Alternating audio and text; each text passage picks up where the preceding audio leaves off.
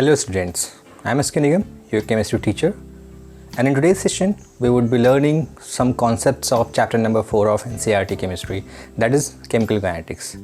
So in today's session we will consider the integrated rate equation for zero order reaction and first order reaction. All these topics are just because of the numerical, they are very much important, so just come with me and stay tuned.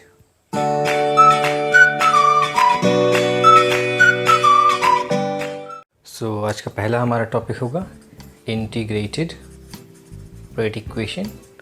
तो first of all हमें ये जानना है कि integrated rate equation है क्या और इसकी ज़रूरत क्यों पड़ी। उसके लिए मैं आपको इससे पहले वाले लेक्चर्स में मैं बता चुका हूँ कि कोई एक रिएक्शन है जो रिएक्टेंट प्रोडक्ट में कन्वर्ट हो रहा है तो उसके लिए जगह हम रेट लिखते हैं तो रेट इज इक्वल टू होता है k R to the power something 0 1 जो भी हो। जीरो ऑर्डर रिएक्शन होगी तो 0, फर्स्ट ऑर्डर है तो 1, इस तरीके से हम लिखते हैं। तो इसको हम इस तरीके से भी लिखते हैं minus D R by D t is equal to k, क्योंकि शुरुआत तो हमारी minus D R by D t से ही हुई थी। और माइनस साइन क्यों लगाया, क्योंकि रिएक्टेंट है, कंसंट्रेशन घटती है, इसलिए माइनस साइन लगाते हैं। क्लियर। तो ये जो इक्वेशन है इसको हम जनरली डिफरेंशियल रेट इक्वेशन के नाम से जानते हैं, डिफरेंशियल रेट इक्वेशन। तो ये इसको हम डिफरेंशियल रेट इक्वेशन क्यों कहते हैं, क्योंकि इसमें D R by D T मतलब D of something upon D T अगर ऐसे कुछ लिखा होता है तो ये डिफरेंशिएशन टर्म होता है। मैथ्स के बच्चे बहुत क्लियरली इसको समझ रहे होंगे कि ये एक डिफरेंशिएशन की इक्वेशन है, ठीक है, इसलिए इसको डिफरेंशियल रेट इक्वेशन बोलते हैं। एंड डिफरेंशिएशन की इक्वेशन जो होती है वो इनफाइनेटेसिमल चेंज के लिए होती है। जैसे डी टी का मतलब हुआ कि बहुत small change, infinite change in time, infinite change in reactant. तो जनरली ये टर्म जो हम इस्तेमाल करेंगे ये एवरेज रेट निकालने के लिए इस्तेमाल करते हैं। मतलब if there are 2 time interval तो उस बीच में क्या रेट ऑफ रिएक्शन होगी या उसमें रिएक्टेंट की कंसंट्रेशन क्या होगी, आप आराम से इसमें वैल्यूज़ पुट करोगे, उसको सॉल्व कर लोगे। लेकिन अगर आपसे कोई कहे कि what is the instantaneous rate, तो उसके लिए हम इस इक्वेशन का इस्तेमाल आसानी से नहीं कर सकते हैं। हालांकि इसके पहले की वीडियो में मैंने आपको समझाया था कि इंस्टेंटेनियस रेट कैसे निकाला जा सकता है with the help of average rate, जिसके लिए आपको एक ग्राफ बनाना होता है। उसका लिंक मैं आपको आई सेक्शन में दे दूंगा। और ये ग्राफ अगर रिएक्टेंट का ऐसा है और एक आपको एक टी टाइम पे निकालना होता है, तो मैंने बस समझाया था कि इसको आप इस पर टच करिए और जिस जगह पे ये टच करेगा वहाँ टेंजेंट प्लॉट करिए और इसका आप स्लोप निकाल लीजिए। तो ये इंस्टेंटेनियस रेट होगा एट टाइम टी। इसका बेसिक एग्जांपल भी दिया था। मान लेते हैं अगर हम 10 बजे कोई जर्नी शुरू करते हैं अपने घर से और 11 बजे हम पहुंच जाते हैं एक पर्टिकुलर डिस्टेंस में, जहां जो डिस्टेंस 60 किलोमीटर की है, तो हमारी एवरेज स्पीड आती है 60 किलोमीटर पर आवर।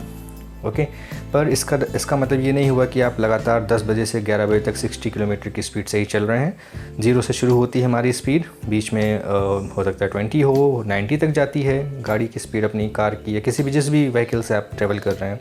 तो ये अलग अलग टाइम पे अलग अलग स्पीड रख रही है। इसीलिए एक पर्टिकुलर टाइम, जैसे आपसे कोई कहे कि 10:30 AM पे आपकी गाड़ी की स्पीड या आपकी व्हीकल की स्पीड क्या थी, तो ये इंस्टेंटेनियस स्पीड कहलाती है। 10 से 11 बजे के बीच में 60 किलोमीटर की डिस्टेंस ट्रैवल करना, स्पीड का 60 किलोमीटर पर आवर का होना, ये एक एवरेज स्पीड कहलाएगी कि एवरेज डिस्टेंस जो आपने कवर की वो 60 किलोमीटर पर आवर है। सिमिलरली कोई एक रिएक्शन परफॉर्म अगर होती है, उस रिएक्शन का एवरेज रेट निकालना होता है, तो हम D R by D T minus D R by D T का इक्वेशन का फॉर्मूले का इस्तेमाल करते हैं। लेकिन अगर आपको इंस्टेंटेनियस रेट निकालना, एक पर्टिकुलर टाइम पे रेट निकालना हो, तो आपको उसके लिए टी के टर्म में इक्वेशन चाहिए हो, पर्टिकुलर टाइम के टर्म में। यहाँ पर डी टी के टर्म में मीन्स चेंज इन टाइम के रिस्पेक्ट में ये इक्वेशन है, इसलिए इंटीग्रेटेड रेट इक्वेशन की हमें ज़रूरत पड़ती है। ओके, अब इंटीग्रेटेड रेट इक्वेशन क्या करेगा, तो पहले तो इंटीग्रेशन थोड़ा सा मैं हिंट करूँगा क्योंकि मैथ्स के बच्चों के लिए ज़्यादा आसान है थोड़ा सा, क्योंकि डी टी का मतलब होता है बहुत छोटे छोटे टाइम इंटरवल्स और बहुत सारे, मान लेते हैं छोटे छोटे पॉइंट्स हैं बहुत सारे। इन सारे पॉइंट्स को अगर मैं जोड़ दूँ तो ये क्या हो जाएगी, एक लाइन बनेगी। सिमिलरली अगर आप किसी बहुत स्मॉल टाइम ड्यूरेशन को, अगर ये इंटीग्रेशन का साइन है, this is the sign of integration, अगर आप इसको इंटीग्रेट करते हो तो ये टी हो जाता है। मीन्स बहुत छोटे छोटे इनफाइनेटेसिमल टाइम का सम टी के बराबर होगा, टोटल टाइम के बराबर होगा। क्लियर। तो बेसिकली इस पूरी डिफरेंशियल रेट इक्वेशन जो minus D R by D T के तौर पे लिखी थी, उसको टी के टर्म में कन्वर्ट करने के लिए हम इंटीग्रेटेड रेट इक्वेशन का इस्तेमाल करते हैं। क्लियर। अब बात करते हैं, क्योंकि अलग अलग ऑर्डर ऑफ रिएक्शन भी मैंने आपको पढ़ाया हुआ है, जिसकी लिंक मैं आपको दे दूँगा इसमें। तो ज़ीरो ऑर्डर रिएक्शन की जब बात करते हैं, ज़ीरो ऑर्डर रिएक्शन, हर एक ऑर्डर ऑफ रिएक्शन की इंटीग्रेटेड रेट इक्वेशन अलग अलग होगी। तो zero order reaction, again the reaction will be same, reactant gives out product, और इसका अगर हम रेट लिखना चाहें तो रेट इज इक्वल टू होता है minus D R by D T is equal to K and R to the power 0। 0 क्यों? बिकॉज ज़ीरो ऑर्डर रिएक्शन है और किसी की पावर अगर 0 होती है तो ये वैल्यू 1 हो जाएगी, यानी टोटल ये वैल्यू के बराबर आएगी। तो ओवरऑल हमारी इक्वेशन क्या हो गई? Minus D R by D T is equal to k. Clear? अब minus D R by D T is equal to अगर के है तो हम इसमें थोड़े से चेंजेस करेंगे। जैसे अगर मैंने लिखा d R is equal to क्या हो जाएगा, तो माइनस के डी टी हो जाएगा। अब हम इसको इंटीग्रेट करेंगे on integrating both side, on integrating both side. जैसे इंटीग्रेट किया, इंटीग्रेशन का साइन लग गया minus integration of D R minus के डी टी का इंटीग्रेशन। तो के कांस्टेंट है, इसको आप बाहर निकाल लेंगे। और जैसे मैंने अभी थोड़ी देर पहले आपको समझाया था कि अगर डी टी का इंटीग्रेशन टी होगा तो डी आर का इंटीग्रेशन क्या हो जाएगा? कैपिटल आर हो जाएगा। क्लियर? तो ये हो जाएगा कैपिटल आर, मतलब कंसंट्रेशन, ये क्या लिखा हुआ है? Concentration of reactant is equal to minus के साथ के भी बाहर आ जाएगा क्योंकि ये कांस्टेंट टर्म है, कांस्टेंट टर्म का इंटीग्रेशन नहीं होता है। और डी टी का इंटीग्रेशन हो जाएगा टी प्लस कोई एक इंटीग्रेशन कांस्टेंट। हर एक इंटीग्रेशन में कोई ना कोई इंटीग्रेशन कांस्टेंट आता है। ये इक्वेशन नंबर 1 हो जाएगी। क्लियर? अब बात करते हैं आई की वैल्यू कैसे निकालेंगे। तो हम लिखेंगे at time t is equal to 0। t is equal to 0 मतलब when reaction has not started. तो जो कंसंट्रेशन टर्म थी कैपिटल आर, ये किसके बराबर होगी? इनिशियल कंसंट्रेशन के। आर क्या है? आपका फाइनल कंसंट्रेशन है। R0 क्या है? इनिशियल कंसंट्रेशन है। क्लियर? तो जो फाइनल कंसंट्रेशन है वो किसके बराबर? इनिशियल, क्योंकि रिएक्शन तो शुरू ही नहीं हुई, तो जो कंसंट्रेशन है वो इनिशियल कंसंट्रेशन होगी। अब इस सारी वैल्यूज़ को हम इक्वेशन नंबर 1 में पुट करेंगे तो capital R is equal to minus के इंटू 0 प्लस आई निकालना है हमें। तो t की जगह पर तो हमने 0 रख दिया और r की जगह पे हम क्या रखेंगे? R नॉट प्लस आई, यानी i की वैल्यू हमारी क्या आ जाएगी? R not. अब ये R नॉट की वैल्यू हम इस फर्स्ट इक्वेशन में पुट करेंगे तो हमारी इक्वेशन क्या बनेगी? R is equal to minus के into T plus R nought. Clear? ये हमारी इक्वेशन नंबर 3 हो गई। ये इक्वेशन इंपॉर्टेंट है। इम्पॉर्टेंट क्यों है? क्योंकि इसके हिसाब से हम एक ग्राफ पढ़ेंगे जो हमारे बोर्ड एग्जामिनेशन में पूछा जाता है। ये y is equal to M X plus C की इक्वेशन को फॉलो कर रहा है। ठीक है? तो y एक्सिस पे हमारा कैपिटल R है, x पे t है, m स्लोप है, माइनस के और c इंटरसेप्ट है r। तो इसके लिए अगर आप एक ग्राफ प्लॉट करोगे तो ग्राफ में आपका y एक्सिस पे क्या आ रहा है? Concentration means capital R। x axis पे क्या आ रहा है? टाइम। Okay, x। और स्लोप माइनस के है, माइनस मतलब डिक्रीजिंग स्लोप आएगा, इस तरीके से स्लोप आएगा, ये स्लोप हो जाएगा, स्लोप की वैल्यू हो जाएगी माइनस के। और ये इंटरसेप्ट है c। ये कैसे मिलता है? जब इसको आप आगे प्रोसीड करते हो तो ये जहाँ पे y एक्सिस को टच करता है वही होता है intercept, and this intercept is r not. अब आपको फिर से बता देता हूँ, ये r कैपिटल R क्या है? ये फाइनल कंसंट्रेशन है at time t। What is the concentration of reactant? k rate constant है, t टाइम है, r नॉट इनिशियल कंसंट्रेशन है। क्लियर? अब इसको थोड़ा और सिंप्लीफाई कर लीजिए तो ये इक्वेशन बदल जाएगी। अगर मैं इसको KT के फॉर्म में लिखूँ, KT को इधर शिफ्ट कर दूँ, R को इधर शिफ्ट कर दूँ, तो ये हो जाएगा R not minus R। Okay, और अगर K निकालना है, क्योंकि जनरली K का ही फॉर्मूला हम डिराइव कर रहे हैं, तो ये R not minus R divided by T। ये होगी हमारी final integrated rate equation of rate constant at time t। means with the help of this equation instantaneous time, मतलब एक पर्टिकुलर टाइम पे आप रेट कांस्टेंट की वैल्यू निकाल सकते हैं। तो ये तो हो गया हमारा ज़ीरो ऑर्डर का इंटीग्रेटेड रेट इक्वेशन का डेरिवेशन। अब इसी तरह से फर्स्ट ऑर्डर का हम डेरिवेशन करेंगे और इसमें आपकी NCERT में बहुत सारे कुछ एग्जांपल्स दिए हैं, जैसे बहुत सारी गैसेस रिएक्शन है। For example 2NH3 gaseous gives out N2 gaseous plus 3H2 gaseous। Okay, इसमें प्लैटिनम हम कैटलिस्ट का इस्तेमाल करते हैं, प्लैटिनम कैटलिस्ट है और टेम्परेचर इसका 1130 केल्विन का है। तो ऐसी कोई रिएक्शन, गैसेस रिएक्शन जिसमें हम किसी कैटलिस्ट का इस्तेमाल कर रहे हैं, तो क्योंकि कैटलिस्ट की सरफेस तो अनलिमिटेड है, जैसे रिएक्शन पूरी होती है वो फिर से फ्री हो जाती है। इसीलिए हम ये मान के चलते हैं कि यहाँ पे कंसंट्रेशन पे या अमाउंट पे रिएक्शन डिपेंड नहीं करेगी। दैट्स वाई ये फॉलो करती है ज़ीरो ऑर्डर रिएक्शन की। और अदरवाइज़ आपको क्वेश्चन में ऑलरेडी दिया जाएगा कि ये किस ऑर्डर रिएक्शन को फॉलो कर रही है। तो समझ में आ गया होगा आपको कि ये जो K की वैल्यू है ये ज़ीरो ऑर्डर की रेट कांस्टेंट के निकालने की वैल्यू है एट टाइम t। ओके, ये ग्राफ है जो कि board examination point of view से भी काफ़ी इंपॉर्टेंट है, इसको भी आप समझ लीजिएगा। क्लियर? अब हम बढ़ते हैं अपने नेक्स्ट फर्स्ट ऑर्डर रिएक्शन की तरफ, उसका डेरिवेशन करेंगे। First order reaction,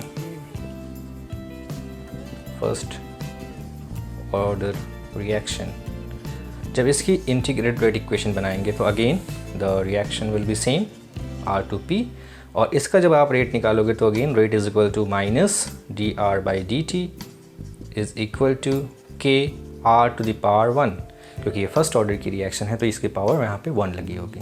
clear. अब हम इसको सिंप्लीफाई करेंगे, कैपिटल R को इधर भेजेंगे, dt को इधर भेजेंगे, तो ये हो जाएगा dR upon capital R is equal to minus KDT। समझ में आ गया होगा। माइनस साइन को भी इधर भेज दिया, dt को भी इधर भेज दिया, कैपिटल R को इधर भेज दिया। अब हम इसको इंटीग्रेट करेंगे। ऑन इंटीग्रेटिंग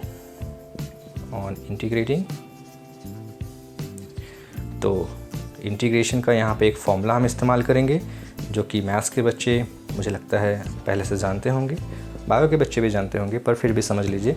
एक फॉर्मूला होता है इंटीग्रेशन में, 1/x dx को अगर आप इंटीग्रेट करते हो, 1/x dx का इंटीग्रेशन हमेशा आता है ln x या log x, log at base x या log at base ex, या बुक में log at base 10x भी लिखा हो सकता है, जो भी आपका फॉर्मूला। बट हमारी बुक में हम log at base e, जिसको हम ln से लिखते हैं, तो ये हो जाएगा ln r, क्योंकि ये 1/x dx का फॉर्मूला हमने आपको बताया।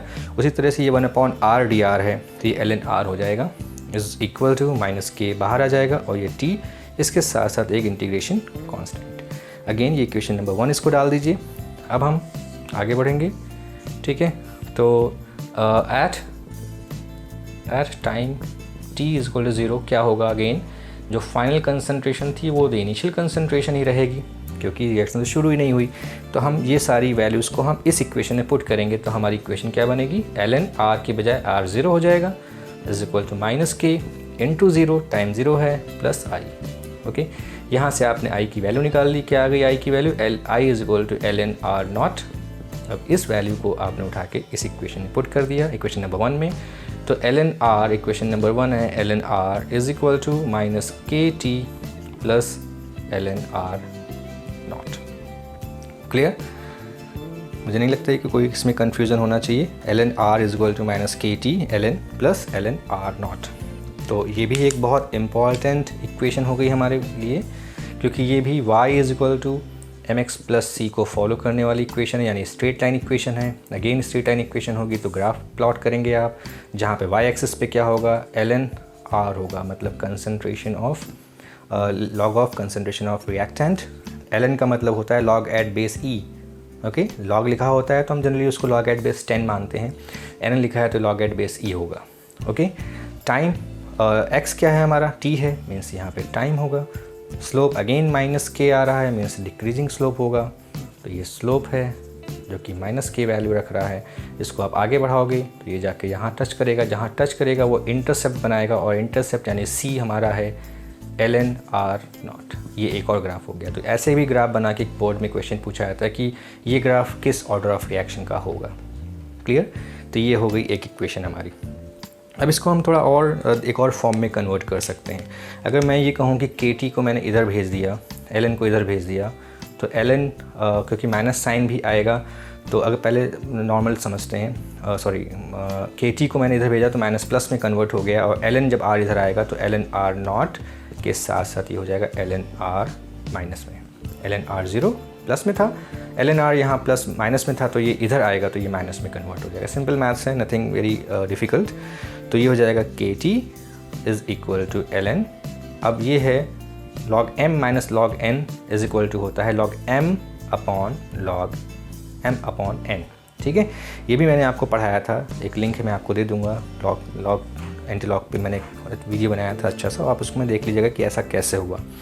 तो kt इज़ इक्वल टू हमारा आ गया ln r0 upon r। Okay, अब इसको हम एक और तरीके से लिख सकते हैं। अगर ये माइनस kt ही होता, मैं इसको इस साइड भेजता, तो ये उल्टा हो जाता, ln r अपॉन r0 हो जाता। तो इसमें कोई बहुत ज़्यादा डिफ़िकल्ट नहीं है, सिंपल मैथ्स है। ठीक है, अब हम बात करते हैं इसकी ग्राफ की। तो ये भी y is equal to, sorry ये y नहीं है, y ये है, y is equal to mx। इसमें c नहीं है, इंटरसेप्ट 0 है इसका मतलब। तो इसका जब आप ग्राफ प्लॉट करेंगे तो y क्या हो रहा है, ln, ये आपके NCERT में मुझे लगता है ग्राफ बना है, आप देख लीजिएगा, मैं आपको शायद अभी दिखा भी दूंगा। एंड x क्या है, t है, स्लोप m है विद प्लस साइन, यानी ये इंक्रीजिंग कर्व देगा। जैसे ये डिक्रीजिंग क्यों है, क्योंकि ये माइनस में है, प्लस में k होता है तो ये इंक्रीजिंग कर्व ऐसे देते हैं।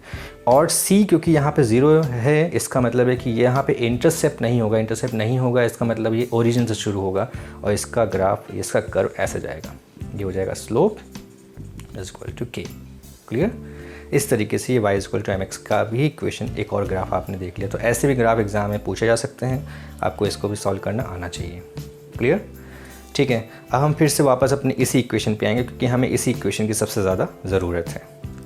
ठीक है, तो KT को फिर मैंने इधर भेजा हुआ है और KT इज इक्वल टू हो गया ln R0 अपॉन R, जहाँ पे R0 है हमारा इनिशियल कंसंट्रेशन, R है फाइनल कंसंट्रेशन, और ये ln का मतलब log एट बेस E है। जब इसको log एट बेस 10 में आप कन्वर्ट करते हैं तो ये 2.303 log R0 अपॉन R हो जाएगा। Okay, clear? इसके बाद अगर आपको K निकालना है तो K इज इक्वल टू हो जाएगा 2.303 upon T log R0 upon R। ये हो गई हमारी फाइनल इक्वेशन जिस पे बेस्ड न्यूमेरिकल हम सॉल्व करते हैं। ठीक है, K is the rate constant, 2.303 is the constant value, T is the time, log R0 is the R0 या R0 जो भी आप कहना चाहें, ये एक इनिशियल कंसंट्रेशन है रिएक्टेंट की, और कैपिटल R जो सिर्फ लिखा है ये फाइनल कंसंट्रेशन है, मतलब टाइम T पे क्या कंसंट्रेशन है वो कैपिटल R से लिखी जाती है। तो this is all about the first order reaction. I think मुझे लगता है कि समझ में आ गया होगा। ठीक है, अब इसके हिसाब से भी अगर आपसे कोई कहे कि मैं इसमें ln के हिसाब से नहीं log के हिसाब से करना चाहूँ कि इसका log के हिसाब से ग्राफ क्या होगा, तो इसको आपको log एट बेस 10 करना होगा। log एट बेस 10 करने के लिए ये इक्वेशन जो हमारी होगी ये हो जाएगी, मैं इसको इस साइड में लिखता हूँ कहीं, इसकी इक्वेशन हो जाएगी KT is equal to 2.303 log R0 by R। 2.303 को आप इधर भेज दीजिएगा तो K अपॉन 2.303 हो जाएगा। तो एक और ग्राफ बन जाएगा जो आपकी NCERT में बना हुआ है। इस NCERT को अगर आप देखिए तो ये log R0 by R versus time है। तो इसका स्लोप यहाँ जैसे मैंने जो बनाया था इसमें स्लोप K था क्योंकि हमने इसको ln के बेस में ln के हिसाब से ग्राफ बनाया है, लेकिन आपके बुक में ये log के हिसाब से ग्राफ बनाया, यानी ln को आपको log में कन्वर्ट करना, जैसे मैंने यहाँ कन्वर्ट किया। 2.303 को यहाँ आप इस लेफ्ट हैंड साइड भेजोगे तो K अपॉन 2.303 हो जाएगा जो यहाँ पर मेंशन है। ओके, क्लियर हो गया होगा जस्ट आई थिंक। अब बात करते हैं, किसी भी रेडियो एक्टिव डिसइंटीग्रेशन को हम हमेशा फर्स्ट ऑर्डर रिएक्शन में रखते हैं। जैसे ये एक इक्वेशन है, ये रेडियो एक्टिव डिसइंटीग्रेशन की है, तो रेडियो एक्टिव डिसइंटीग्रेशन हमेशा फर्स्ट ऑर्डर रिएक्शन को फॉलो करता है। तो जब भी कोई क्वेश्चन पूछा जाएगा आपसे तो आपको रेडियो एक्टिव डिसइंटीग्रेशन के अलावा कोई रिएक्शन लिखी होती है तो आपको ये बताया जाता है कि ये फर्स्ट ऑर्डर की है, ज़ीरो की है, सेकेंड की है। लेकिन अगर रेडियो एक्टिव डिसइंटीग्रेशन होता है तो ये नहीं बताया जाता है। जैसे मैं आपको एग्जांपल यहाँ पढ़ के सुना देता हूँ। The initial concentration of N2O5 in the following first order reaction. इससे फर्स्ट ऑर्डर रिएक्शन ये लिखा है क्योंकि ये रिएक्शन रेडियो एक्टिव डिसइंटीग्रेशन नहीं है। तो जब रेडियो एक्टिव डिसइंटीग्रेशन नहीं होती है तो ये इंडिकेट करते हैं कि ये किस ऑर्डर की रिएक्शन हो सकती है। लेकिन अभी आप एक्सरसाइज में आइए, एक्सरसाइज में एक क्वेश्चन मैं आपको पढ़ के दिखाऊंगा जिसमें first order, second order, zero order कुछ भी नहीं लिखा हुआ है, पर वो रेडियो एक्टिव डिसइंटीग्रेशन है। इसमें 2-3 क्वेश्चन हैं, जैसे 4.14 The half-life for radioactive decay of C14 is 5730 years. An archaeological artifact containing wood had only 80% of the C14 found in a living tree. Estimate the age of the sample. तो इसमें पूरी question में कहीं नहीं लिखा है कि ये फर्स्ट ऑर्डर है कि सेकेंड ऑर्डर है कि ज़ीरो ऑर्डर है, पर क्योंकि रेडियो एक्टिव डिसइंटीग्रेशन है तो ये हमेशा फर्स्ट ऑर्डर को फॉलो करते हैं, इसलिए हम फर्स्ट ऑर्डर की रिएक्शन का कॉन्सेप्ट इस्तेमाल करेंगे और इसको सॉल्व करेंगे। अब एक बहुत आसान सा एग्जाम्पल है, फटाफट देख लीजिए। इस एग्जाम्पल में एक रिएक्शन दी हुई है, इस रिएक्शन की इनिशियल कंसंट्रेशन बता दी गई है 1.24 × 10⁻² मोल पर litre at 318 kelvin. The concentration of N2O5 after 60 minute was this, यानी 60 मिनट टाइम दिया गया है और फाइनल कंसंट्रेशन आपको बता दी गई है। अब आपको रेट कांस्टेंट इसका निकालना है, तो हम क्या करेंगे, सीधे इसी फॉर्मूले को जो हमने अभी डिराइव किया था, K is equal to 2.303/T। T काफ़ी इंपॉर्टेंट है ये, K is equal to 2.303/T log initial concentration upon final concentration. तो 2.303 तो ऐसे ही रहेगा, टाइम 60 मिनट हो जाएगा, log इनिशियल कंसंट्रेशन आपको इस क्वेश्चन में दी हुई है 1.24 × 10⁻² और फाइनल दी है 0.2। तो ये 1.24 × 10⁻² अपॉन 0.2 इंटू 10⁻⁻²। इसको आप सॉल्व कर लीजिए। लॉग का सॉल्व करने का तरीका मैंने एक वीडियो में बनाया था, मैंने आपको लिंक आई सेक्शन में लिंक दिया हुआ है, आप वहाँ से इसको देख लीजिएगा। ये तो कैंसिल आउट हो जाएगा, इसको भी डिवाइड कर लेंगे, 0.2 से आसानी से डिवाइड हो जाएगा और आपका आंसर आ जाएगा, किस में आएगा, पर मिनट में आएगा। इसका आपको ध्यान रखना है क्योंकि सेकंड्स में नहीं है, ये 60 मिनट्स में दिया हुआ है, तो आंसर पर मिनट में आएगा। यूनिट लिखना बहुत ज़रूरी है, अदरवाइज़ 0.5 मार्क्स आपके डिडक्ट होंगे कंपल्सरी। अब बात करते हैं अगर कोई गैसियस रिएक्शन है तो क्या करेंगे। गैसियस रिएक्शन का एग्जांपल आपके बुक में एक बहुत आसानी से लिखा हुआ है, A gaseous, B gaseous, gives out B gaseous and C gaseous. Okay, तो जब कोई हम एक्वस सोल्यूशन की बात करते हैं तो हमको उसमें कंसंट्रेशन दी जाती है, मोलर कंसंट्रेशन हो चाहे मोलर कंसंट्रेशन हो। पर गैसियस रिएक्शन में गैसेस मॉलिक्यूल हैं जिसके केसेस में आपको सिर्फ एटमॉस्फेरिक प्रेशर दिया जाता है। मतलब हम गैसेस रिएक्शन में प्रेशर टर्म का इस्तेमाल करते हैं, हम कंसंट्रेशन टर्म का इस्तेमाल नहीं करते हैं। इसलिए इस इक्वेशन में हम अपने इक्विलिब्रियम के कॉन्सेप्ट का थोड़ा सा दिमाग में लाएंगे कि इक्विलिब्रियम में हम क्या करते थे कि एट t = 0, मतलब टाइम जब रिएक्शन जब शुरू ही नहीं हुई है, तो जैसे मान लेते हैं ये एक कंटेनर है, इस कंटेनर में आपने ए मॉलिक्यूल को भर रखा है, तो जब टाइम 0 है तो सिर्फ ए ही रहेगा, रिएक्शन शुरू ही नहीं हुई है। तो इस समय जो प्रेशर अंदर है वो सिर्फ Pi जो है वो किसका है, ए का ही है। तो यहाँ पर बी और सी में हम 0 एटमॉस्फेयर, ये सब एटमॉस्फेयर में लिखे जाएंगे क्योंकि मैंने अभी आपको बताया कि गैसियस केसेस में हमेशा एटमॉस्फेरिक प्रेशर लिखा जाता है। एट टी, अगर टाइम टी हो जाता है तो कुछ अमाउंट का ए कन्वर्ट हो जाएगा बी और सी में, तो यानी कि जितना अमाउंट ए का कन्वर्ट हुआ है उतना प्रेशर वो कम हो जाएगा। तो हम मान लेते हैं कि एक्स अमाउंट का प्रेशर रिड्यूस हो गया, जो इतना कुछ कन्वर्जन आ गया है इधर बी में, तो बी में एक्स एटमॉस्फेयर लिखेंगे और सी में एक्स एटमॉस्फेयर लिखेंगे। अब इसका हमें पी टोटल, क्योंकि अब ए जो था वो कन्वर्ट हो गया बी और सी में, यानी ए भी है, बी भी है, सी भी, इसमें सब है, सारी गैसेज हैं। तो अभी इसका जो टोटल प्रेशर है वो सिर्फ ए पे नहीं डिपेंड करेगा ना, अब तो बी और सी पे भी डिपेंड करेगा। तो पी टोटल कितना आएगा, Pi - x, फिर बी का प्रेशर और सी का प्रेशर कितना हो गया, Pi minus cancel out, Pi + x। Okay, अब यहाँ से आप x की वैल्यू निकाल सकते हो। क्या आएगी x की value, Pt - Pi। x = Pi को आपने इधर भेज दिया, तो ये हो गया Pt - Pi। अब इस Pt - Pi की x की वैल्यू आप यहाँ पर रखेंगे। क्यों रखेंगे, उसकी भी वजह है, क्योंकि जो हमारा k है वो क्या है, 2.303/t log initial upon final. तो इनिशियल प्रेशर तो आपको पता है Pi है, फाइनल प्रेशर का मतलब इसकी बात कर रहे हैं, क्योंकि हमेशा यहाँ पे किसकी कंसंट्रेशन या प्रेशर रखा जाता है, रिएक्टेंट का। तो Pa मतलब A का प्रेशर, फाइनल प्रेशर क्या है, तो ये हो जाएगा 2.303/t log Pi upon Pa की जगह पे आप रखेंगे Pi - x।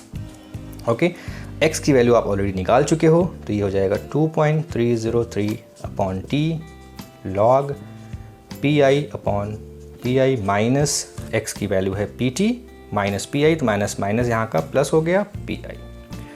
ओवरऑल ये हो गया 2.303/t log Pi/2 Pi - Pt। ये हो गया हमारा K फॉर गैसियस इक्वेशन। तो आई होप समझ में आ गया होगा। नहीं समझ में आया तो आप रिवाइंड करके देख लीजिए। अगर कुछ और नहीं समझ में आता है तो आप कमेंट सेक्शन में मुझे पूछिए, और अगर पसंद आया हो तो लाइक करके कमेंट ज़रूर करिए, शेयर करिए, सब्सक्राइब करके नोटिफिकेशन बेल को ऑन करिए। Thank you, bye bye.